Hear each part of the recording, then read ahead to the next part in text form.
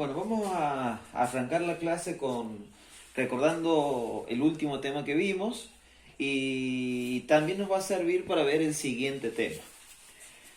Aquí arriba anoté los datos de 21 personas. ¿Qué datos? Las alturas medidas en centímetros, ¿sí? Entonces, por ejemplo, aquí tenemos una persona que mide 155 centímetros, o sea, 1,55 m, ¿sí? Bastante bajo. Y así, 21 personas. Si recuerdan el último tema que vimos, consistía en que cuando uno tiene una gran cantidad de datos, lo que puede hacer es acomodar de una mejor forma la información para interpretarla más fácilmente. Entonces, para esto lo que hacíamos era seleccionar intervalos, ¿sí? Como grupos, clases en donde van las alturas de las personas en este caso. Entonces, depende de la situación. Si, por ejemplo, a uno le dan a elegir la cantidad de intervalos, uno es libre de hacer lo que quiera, armar la cantidad de intervalos que uno quiera.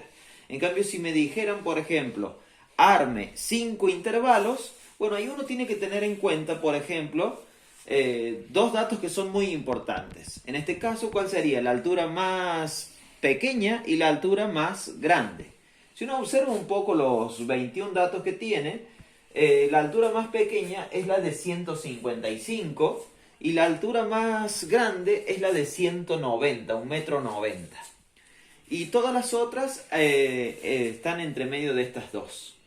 Entonces, si uno mira 155 y 190, la amplitud que hay entre estas dos medidas, o sea, la diferencia que hay entre estas dos medidas son de 35 centímetros. Entonces, ese dato es importante. La diferencia que existe entre el dato más grande y el dato más pequeño. O sea, 190 menos 155 ya me da 35. Y si me han pedido que arme 5 intervalos, la cuenta que uno tiene que hacer para saber qué tamaño va a tener cada intervalo, qué amplitud va a tener cada intervalo, es dividirlo por la cantidad de intervalos que se quiere. Como se quieren 5 intervalos, entonces se divide por 5. Entonces repitamos. La amplitud de un intervalo, el tamaño de cada intervalo, el tamaño de cada clase, siempre es el dato más grande menos el dato más pequeño, dividido la cantidad de intervalos que se quiere. Entonces aquí la cuenta nos quedaría 35, que decíamos que era la amplitud, la diferencia entre ambas medidas, la más pequeña y la más grande, dividido la cantidad de intervalos que uno quiere, ¿sí? Es razonable que sea así la fórmula. Esto nos da entonces 7 exactos.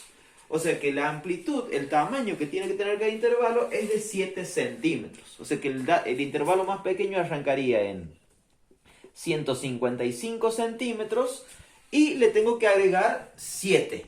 Entonces 155 más 7, 162. O sea que la primera clase iría del 155 hasta el 162. La segunda clase entonces iría del 162, le sumo 7, hasta el 169 y así. Luego del 169 hasta el 176. ¿Sí?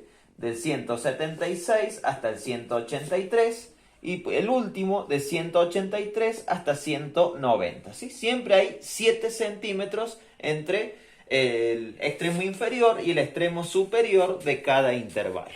Y así de esa manera me quedó el 190, que era el último dato, y me han quedado 5 intervalos como se quería.